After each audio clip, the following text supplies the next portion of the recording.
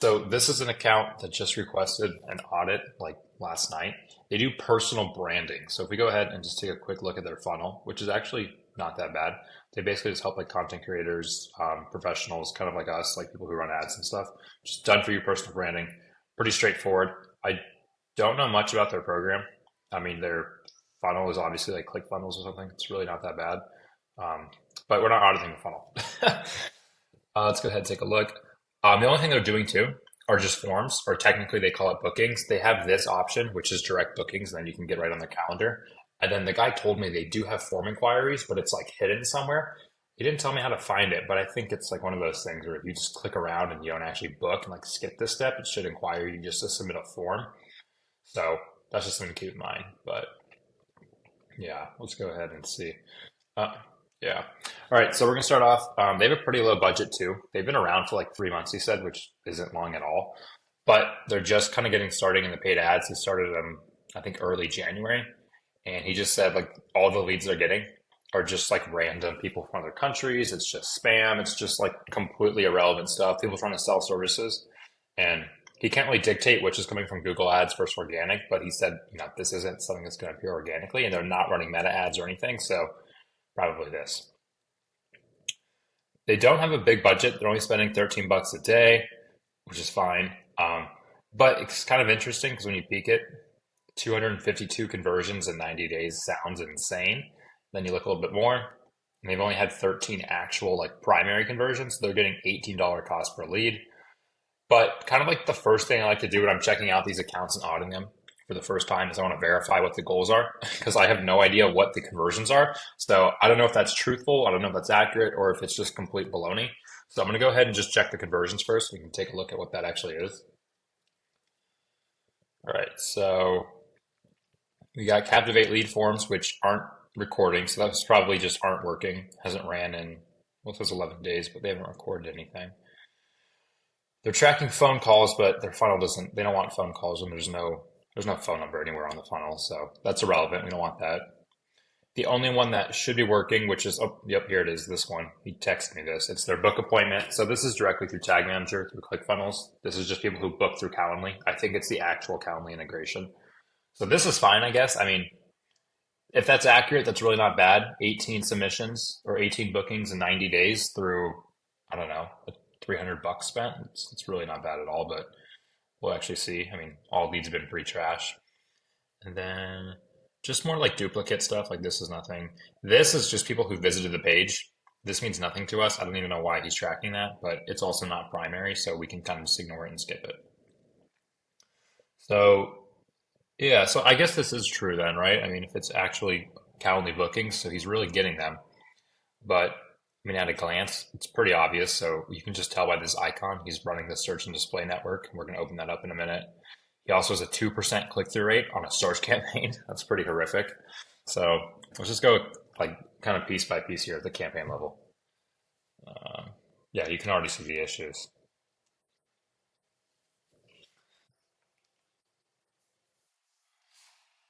Probably like 7 to 10%, I'd say. Like at least if you're running a search campaign, you should aim for that. Anything lower, and it's a concern, right? Would you agree? Yeah. All right. So first thing, this is already an obvious issue, is going to be the fact that his network, search and display. Well, we don't want to run the search and display network like ever. This is going to show your ads on just not the Google search. I mean, I don't know the exact listings, but it's like third party networks. Think like AOL and just like all this other junk stuff. A lot of like apps and like really weird foreign websites too. This is where you get people who are inquiring for jobs or selling these services or just sending you like form submissions in Russian. This is where you get that weird stuff from. So you're going to want to turn those off completely. And if you do have these on or one of the two, you can easily verify how much money you've wasted by doing this, right? So we're going to close out of that for a second. We're going to go ahead and click segment at the campaign level, and we're going to segment by networks. This will show us our results and metrics at each network. Google search is what you want your ads to show on, right? So this is ideally the only network you should be running. And we can go ahead and see in the whole like lifespan of this campaign, they've only spent 18 bucks on Google search. So the remaining $210 have been spent on the display network, and the remaining 180 were spent on the partners network, which is probably 100% the reason his leads suck. I mean, we could end the audit right here comfortably by just turning these networks off, and it would probably be a drastic improvement. So pretty obvious that's the main issue. So first step would be to easily just turn off both of those networks. And now, because this is an audit, I can't actually make the changes. I'm just like analyzing them and I'll send them a report. So I'm not going to do that. But if I was able to, I would shut both of these down. Next, location targeting. He's targeting the full state. So that's really not an issue. Or sorry, he's targeting the full country. So that's totally fine. But something I like to look out for is this. If you have presence or interest set, it's probably not a big deal if you're going after the whole country. But in some cases, when you're more local, like maybe targeting a city or the state of Texas, you risk showing your ads to people who are traveling to that state. So, like, I'm in Arizona, and if this campaign was only targeting Texas, and I've been searching for flights or hotels in Texas from my home, I'm eligible to see some of those ads from businesses in Texas because Google's looking at me and saying, oh, he has interest, he has intent of visiting Texas. So that depends on your niche. For this guy, it probably doesn't matter, right? He's an online service. He's doing like funneling and branding, so he can get whoever. So I wouldn't lose sleep over that. But for most people, they probably want to change that if you're doing like lead gen or like local service. Budget, can't do anything about that. I think it's pretty low, but at the same time, that's out of our control. So we'll just go ahead and kind of let that fly. I mean, what would you usually recommend for like a daily budget for just starting out, even like if you're brand new? Hmm. Yeah, so what is that, like 33, $50 a day or something like that? Okay, cool. Yeah. Yeah. Yeah, honestly, if we get like inquiries and people are trying to spend less than 1,000, I'll usually turn them away or just like politely downsell them to like a one-time setup or review, just because it's not worth either of our time. And I don't want to like, especially when you look into hiring an agency or you're hiring for services, like if you're spending like 800 bucks a month and then you're adding in like agency fees and then other fees, you're just getting screwed. You can't be profitable. So like for him, yeah, I mean, an audit is an audit, but like if he has to manage his account, I'd be like, dude, you can't afford that. Like, you're just burning money. But yeah, I would say like 1,000 to 1,500, honestly, at least to start to test. Even if a client has like 5K, I'll usually start them with like 2 to 3K if it's their first time running ads. That way, they don't like just dive in head first and get scared. All right. So for bidding, they're running target CPA. Honestly, that's fine. They're getting conversions. We know their conversions are right because it's the tracked bookings through Calendly. That works. But in this unique scenario, because all of their leads are from the search partner network, I would probably turn this off and resort to maximize conversions or maximize clicks. Just in the case of like this, yeah, he has like 13, 18 bookings through Google, but most all those bookings, according to him, are just kind of garbage. So in that case, we're basically feeding Google like improper data, right? So Google's kind of getting used to hearing or getting used to actually attributing these leads that are just tire kickers, foreign, spam, whatever it is. And I mean, at the end of the day, this whole advertising thing is just an algorithm. So it's just going to kind of grow and learn from that. So because his lead quality sucks and we'd be doing like a full overhaul here and really just changing everything, I'd probably go ahead and update this to max clicks. We could even do manual CPC, but for most people, manual CPC is a little bit more like advanced. So max clicks is probably the way to go here. Now, for setting his bid limit, you could probably just base it off what he's averaging his cost per click the last 90 days. It's probably pretty low because I know he's running broad match. I peeked in the account before. I don't know where his cost per click is, but it's somewhere. I just know it's super low. We'll come back to that later though. But yeah, for bidding, we'd probably change that. And then the last thing in here is this. This is a pretty easy mistake a lot of people make. You just got to turn this guy off. Automatically created assets. It tells you exactly what it does here. And I mean, that should be enough to tell you now, right? Google's taking and scanning your landing page, your domain, your ads, and all this other stuff. And then like its automated AI tool is going to make its own ad copy, its own assets, its own extensions. It's usually pretty junk. And I'll show you exactly what I mean by that right now. So he has automatically created assets on. So if we go ahead and take a look at his assets, you'll see how bad they are. Let's go with site links first. So these are going to be created by Google. Get started, our work, about. That's like very cookie cutter. I mean, like what are some examples of better site links you'd probably put in there, Chris? Hmm. Personal branding. We can usually rip stuff from the website even. Like, this is good. Like that would be good. Done for you. Hmm. think he has like 90-day program, right? Stuff like that. Free 30-minute call. I usually treat assets as like another variation of my ad copy because that's really all it is. It's just additional ad copy and places to put text and words to make your ads pop out. So stuff like blog, our work, about. No one cares about that. Like that's not going to get attention. Especially these don't even have descriptions. So like they're not even like popping that much. They're just like one word. So this is like all it looks like. Like that's not gonna do anything. I mean, get started's probably the only valid one here. But yeah, for these, we're probably gonna want one first, turn off that automation or the that setting, and then just replace all his site links, check out his callouts. This is weird to me. This was definitely not set up by him or something because he's not a Google agency, so I don't know why he would put that. He also doesn't have like a Google business profile, so I don't know why he would put that. Looks like he was probably using this from like older campaigns. So yeah, these aren't even relevant to what he does. I mean, this is a great spot to put like, I don't know, maybe like how many customers or like grown 10 accounts to 10 million followers, right? Stuff like that. You just kind of want to flex your results here and like, why would I go with you? Structured snippets. He doesn't have any. He could add some. It's not the end of the world, but he could. So I saw this earlier. I thought this was weird. I don't know why he has a location or a phone call asset. He specifically says he does not want phone calls. They do like bookings and lead forms. So this was probably an accident. He probably just did this when he like created his Google ad account. So he should definitely turn that off. And then the last one was just these images. Like for some niches, it's kind of tricky because it's like, what do I put as an image? Like there really isn't an image you can put for captivating personal branding, but like pictures of like random people really aren't going to do it. Now, Google's a little picky with what you can put in search images, but I mean, even like a custom graphic he paid for, or like I don't know, like a phone, like I don't know. It's definitely trickier, and maybe he's better off not using them. But he could definitely have found better images. Even like a picture of his team or him. Like if he's like a public figure, if people know that whoever runs Captivate personal branding, like maybe he's big on Instagram, he should put his face there, right? I mean, kind of think of like Richard Branson or like what's the other guy?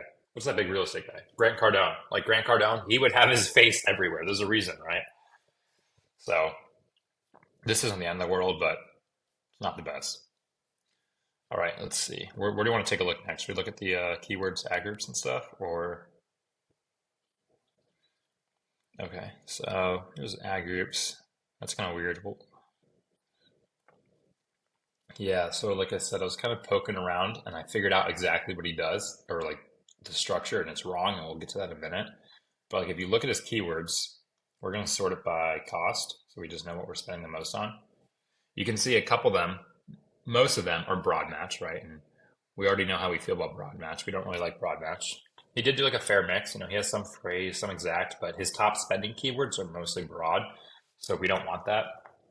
That's something we'd probably adjust, and we can probably talk about that here in a minute. But what caught my eye was how many overlapping keywords he has. So like if you look, he has personal branding quite a few times, and they're in different aggers. Yeah. Let's see. So he has them in headline test one, and then captive leads transformation. Yeah, let's highlight them. Personal branding, and this is just one keyword. So I'm sure he has others that overlap. Like even if they're not exactly the same, some of these will still overlap. Brand consultant services will definitely overlap with strategy. Um,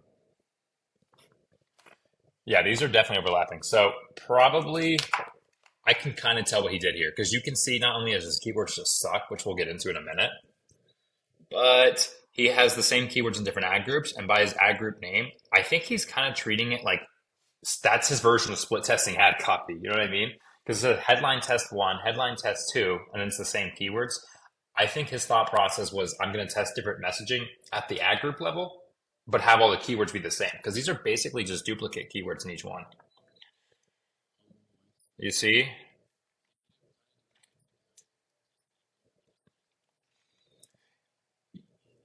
Yeah, because if you're testing ad copy, you split test ad copy at the ad level, right? You don't duplicate the ad group multiple times and create different ads. So, for example, if he wanted to test this ad copy a couple times, he would just create two or three other responsive search ads inside of the ad group, and then Google would, kind of auto rotate it, and you'd be able to see the data here and split test it. So that's good. I'm sure his ad copy is decent. But the main issue is the keywords. So it's kind of like a double-edged sword here, right? Not only is he duplicating keywords, meaning he has a lot of overlap here, which is like just not going to benefit you. You don't want to compete with yourself, or you don't really ever want to have like keyword overlap and keyword cannibalization. But his keywords kind of suck, right? Most of them are broad match. And like some of these you're going to want to keep generic, like brand consultant, building your personal brand, brand strategy firm, personal branding. Those are relevant, but they're not going to lead high intent people. Brand strategy firm, those are going to be like companies looking to like redo like their branding, like their logo, their website aesthetics, their messaging, right? Those aren't personal brands or content creators. There's a very distinct difference in those type of like niches. And these are just hyper broad and generic. We can even double down on this by checking the search terms, and you'll quickly see what I mean. So, I mean, if we were just to go through and highlight how many of these are irrelevant: style guides, clothing line, graphic design agency, marketing consulting agency, that's not what they are, branding in America, brand marketing, none of these are relevant, right? So boom. Look at some more. These are good here, right? These are good, actually. These are really good. So he should definitely keep these, maybe add these in as keywords. Strategy agency, again, branding in America. I don't know where these are coming from. Marketing consultants, personal online brand reputation management. That's decent. How to build your personal brand. This is great. Legal marketing. That doesn't even make sense. He doesn't do stuff for lawyers, right? So you can see, I mean, most of these, like 80% are junk, and he's just wasting his money on them, right? Let's see. So instead, he should probably pivot away from broad match and just stick to phrase and exact match. Because if you look at his search term data again, you can see the keyword that's triggering this and the match type of the keywords. Most of his bad stuff is actually being triggered by the broad match keywords, whereas the good keywords or good search terms are being triggered by the exact match and phrase match variants. See that? Yeah. Let's see. Yeah. So I mean, we're gonna say something. Let's see. Yeah, honestly, I mean, this is just like a clean up the house. So first, you'd probably purge the keywords, get rid of the broad match, add in some more longer tail and higher intent specific stuff. Like instead of just targeting personal branding, personal brand consultant, personal brand agency, how to start a personal brand, how to grow a personal brand. What is a personal brand, right? I mean, you can kind of have all like funnels right there. You got top, medium, and bottom of funnel. But you're also doing some broader stuff and some more higher intent, longer tail stuff. So fix your keywords, drop the broad match. And then third is fix your ad group targeting, right? So instead of having the same ad group over and over, you have like search intent specific ad groups. So maybe this one houses like the generic high volume terms like personal branding, start a personal brand. This one's the more how to keywords, how to do this, how to do that, how to grow. This one's maybe more like consultant based, like personal brand consultant, branding consultant, social media branding consultant, right? See how it's all like funneled under the same theme? We're not going to have consultant keywords in a keyword, or we're not going to have consultant keywords be in an ad group about something else. Every ad group is like housing a specific set of keywords organized by search intent. I need as much cold brew as I can get. All right. Um, and then as far as the ads go, it's the same thing. So you got your ad group. Ad group is going to house search intent and relevant or themed keywords. And then the ad inside of those ad groups should relate to that overall theme. So his stuff's always going to be personal branding. It's a little easier. But for example, if this was an ad group specific to consultant keywords, his ad copy should heavily emphasize that he's a consultant, not an agency, a consultant, right? Um, or perhaps if he has an ad group where the keywords are all using the term social media instead of personal branding, his ad copy should talk about social media accounts rather than personal brand accounts. Same thing, it's just the verbiage and the variation of how you say it and how you display that. I just cooked. Okay, I cooked. All right, what else are we missing here? What else should we go over? I feel like that was the high level stuff, right? We went through the settings. We covered conversion goals, ad groups, keywords, targeting, ad copy, assets, and extensions. Think there's anything here that we're missing that's important for him?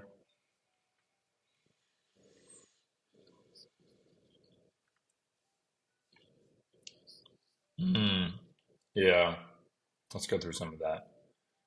So these are audiences. I don't think these are going to be super important. Most of the time we add them in as observational. Like if you know what you're doing, you can probably play around with this, but in this case, you could probably just add in all of these and then just kind of like keep an eye on them so you can actually source what type of audience affinities your like traffic comes from. These are more useful too, right? So you can see like age groups. Like for him, oh wow, this is actually kind of shocking. I'm surprised he turned off 18 to 24. I feel like that's a lot of like the personal brands. I mean, I'm 23. I have a personal brand. All my friends like I met online are 23, 24, 25, 26 and have a personal brand.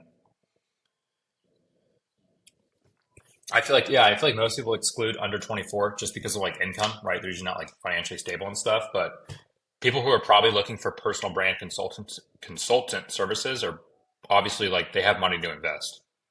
Like this is something I would probably look into, and I would be excluded from this. So yeah, I actually don't agree with that for his specific niche. I was gonna say the opposite. Like you might want to exclude people. Yep, there he goes. Exclude people over 65. That makes sense. People over 55, maybe. But for sure, anyone like between 18 and 55, I think would fit in this for sure. Yeah, so his targeting is a little bit questionable. Gender could go either way. I usually don't ever touch gender. Household income, I definitely make adjustments here. I usually always actually exclude stuff here. I think excluding the lower 50%, again, kind of 50-50. Um, if he's just launching ads and he's just gathering data, I would probably keep it on just because you really don't know what's going to work. And I don't think Google's audiences and demographics are as like dialed as like Meta, right? And wouldn't you agree? So again, it's not the end of the world. It's just a little, detail. Not much else here. You could say, yeah, so you said devices. There's not a lot of ad spend here, but I think it's just kind of common knowledge. You should just exclude tablets, right? No one's going to convert on a funnel on a tablet. This is all going to be like mobile phone traffic. Yeah, I mean he's on computers, which is fine. Both are relevant. Locations, again, doesn't matter. Oh wait, that's actually weird. I don't know why he excluded those locations. Especially New York. Is that New York? Or no, is that Maine? I don't know. Let's find out. That is not New York. I don't know why he excluded those locations. Yeah, yeah, and a couple others. I don't know why he did that. I'm sure there's some reason behind it. He doesn't really have enough data to just kill things. We don't have much money here. Let's see. Let's go by states. Yeah, no. I mean, there's just not enough data in the account to really do much. So maybe there's like some like reason internal company thing that he did it for, but whatever. Ad schedule, that's fine. I mean, he does have a limited budget, so he probably needs to be more conservative with it. Let's see. Advanced bid adjustments. This is going to be relevant to him. He's not doing phone calls. I guess we could check his negatives. Negatives are something he probably really needs. I mean, his search terms were bad. Yeah, I mean, he's going to have to go through and add in the. You saw, where'd you see that? Did you really see that? I feel like these are actually decent. Like, I don't know if I would exclude branding stuff. That's exactly what you are. I mean, there's a fine line between design branding and personal branding. So I guess I get what he's doing. But like terms like guide and stuff are actually how to guide. These are good. I mean, he's teaching. He's selling education. You know what I mean? He's selling education. He's selling a mentorship here, right? Like if I'm selling a course on how to run Google Ads and I'm teaching Google Ads, I want people who are searching how to run Google Ads, right? So he's probably like excluding some actually pretty solid traffic. If someone's looking for how to do something, they're probably interested in what you're doing because you're teaching someone how to do exactly that. Even like TikTok and stuff, that's crazy. Okay, yeah, these are pretty bad. I mean, for one, I don't recommend negating in broad match just because like you're now letting Google exclude that term and anything relevant. And there's no like master legend guide on what Google considers relevant. It's just the AI. Like for example, now this is a pretty loose example, but let's say you are negating TikTok. If Google's AI deems that like the I don't know, the search Instagram is too relevant to TikTok because they're both social media platforms and excludes it as well, you're screwed. I like doing it at the phrase match level just so that you retain like as much control as possible. I do everything phrase match. Phrase and exact match are like my faves. um, yeah, these negatives could definitely be checked. I mean, you pointed out a couple, right? Like, would you say guide, how to, classes? Maybe. I don't know. I could be like course. I would be okay with that. I mean, that's again education. Um, Business branding. Yeah, that's a tough one. That's you would probably negate the term like business, or no, actually, you would probably wouldn't negate either of those. Those are actually good because again, my personal brand's a business, right? So branding firm, that's too loose. You're going to exclude a lot of stuff. Personal branding firm. Boom. You can't even appear for that search now because of this, right? You don't want that. For beginners is fine. For students, for small businesses, like, I mean, maybe if it's like a very high ticket thing. I know it only costs, he told me it costs like 5K for this program. So I'm like, it's really not that bad. I don't know. Company branding, like, yeah. See, these are all like the ones we're highlighting are ones you should probably keep or remove. I mean, yeah, dude, these are pretty bad. Yeah, I mean, he's definitely limiting his traffic here. Okay, I'm definitely gonna have to point that out to him. Oh, last one. I think we're forgetting like the most important Brandon hated thing in Google Ads. Recommendations. His auto apply. Let's see. Yeah. See, he has like all the auto apply settings enabled by default. All of these. Yeah, we should just turn all of these off. I mean, just to keep it simple. If you're new to running ads or you're like an amateur running ads, you should unselect everything with auto apply so that you have none of this like selected or eligible. This just is kind of similar to what we talked about in the beginning of the video, where it lets Google's like AI go in there and make changes. So in this case, Google's allowed to remove keywords, actually this one's good, but it can remove keywords, remove non-serving, remove redundant keywords. It can update your ad copy. It can update your targeting. It can add in keywords. It can enable the partner networks, the display expansion. It can change your bidding strategies, right? We don't want that. We don't want to give Google control over our ad account. We want to retain control because we know what's best. Kind of like those assets we showed you guys earlier, right? Those were pretty bad. This is letting Google do that and 10 more, like tenfold. So always turn this off unless you really know what you're doing. But like when I manage accounts, there's usually only like two of these I keep on, but it's different because I know what to expect and I monitor it. But honestly, I mean, I think that's pretty much it. That's a pretty good deep dive on the account. Do you have anything you'd add or want to look at? But I think we covered it, dude.